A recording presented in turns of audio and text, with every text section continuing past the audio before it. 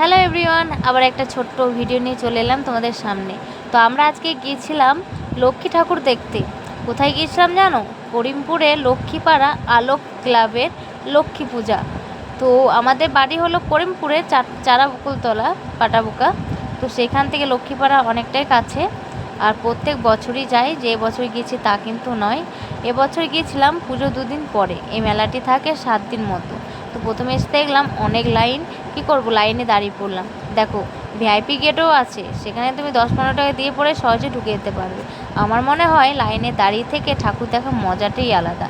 লাইনে দাঁড়িয়ে থেকে পরে অবশেষে দেখো প্যান্ডেলের ভেতরে ঢুকে পড়লাম। এই প্যান্ডেলটি হচ্ছে একটা সামুদ্রিক প্যান্ডেল, মানে সমুদ্রের নিচে, নদীর নিচে যেসব হয় সেই সব তুলে ধরেছে। এখানে বলা হয়েছে সামুদ্রিক প্লাস্টিক দূষণ হলো সামুদ্রিক দূষণের একটি ধরন, যা প্লাস্টিক থেকে সৃষ্টি হয়। সমুদ্রে পৌঁছানো প্লাস্টিক বর্জ্য সামুদ্রিক প্রাণী ও মানুষদের জন্য বিষাক্ত। তো এখানে ঠিকই বলেছে, প্লাস্টিকের জন্য কিন্তু সমুদ্রে যেসব প্রাণী থাকে তাদের অনেক ক্ষতি হতে পারে। আর এই প্যান্ডেলটা দেখো, শুধু কিন্তু মানে নদীর নিচে যেসব থাকে, নদীর নিচে কি থাকে, মাছ থাকে, পোকামাকড় থাকে, পাথর থাকে, তো সেই সবই কিন্তু তুলে ধরেছে। আর এই প্যান্ডেলের আওয়াজটা এত সুন্দর ছিল যে বলার মতো না। মানে পুরো মানে জলের যেই রকম একটা আওয়াজ হয় সেম সেই রকম, ঠিক আছে। আর প্রত্যেকটাই মানে পোস্টার টাঙিয়ে দিয়েছে, মানুষকে বোঝাতে চেয়েছে, ঠিক আছে। আর এখানে দেখো মাছগুলো সব শোলার, মানে শোল দিয়ে যে মাছগুলো তৈরি করা হয় সেই মাছ কিন্তু, ঠিক আছে। তো এখানে দেখো আমরা প্রথমে ঢুকে পড়ছিলাম প্যান্ডেলের ভেতরে। তো এখানে বিভিন্ন ধরনের প্রাণীর ছবি দিয়েছে, আর সেই প্রাণীর সাথে সাথে এক একটা লেখাও দিয়ে দিয়েছে। তো প্যান্ডেলটা শুধুই মানে জলের যে কালারটা হয় সমুদ্রের জল সেই রকম কালারের, ঠিক আছে।